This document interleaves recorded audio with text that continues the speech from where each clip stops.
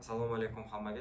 Bugun sizlarga IELTS, ya'ni International English Language Testing System, ya'ni xalqaro ingliz tilini baholash sistemasi haqida ozgina ma'lumot berib o'taman.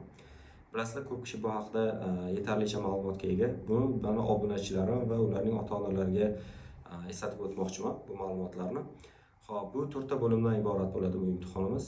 Reading, listening, writing va speaking, ya'ni o'qib tushunish, tinglab tushunish, yozish va gapirish.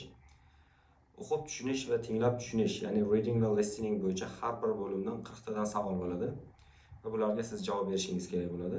Writing, ya'ni yozishda sizga 1 soat vaqt beriladi va 1 soat vaqt ichida siz 2 ta insho yozishingiz kerak bo'ladi.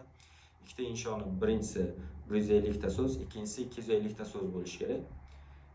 Speaking esa odatda 8 minutdan 15 minut, 16 minutgacha bo'ladi. Bu sizni u bilan qanchalik yaxshi gapira olishingizga bog'liq.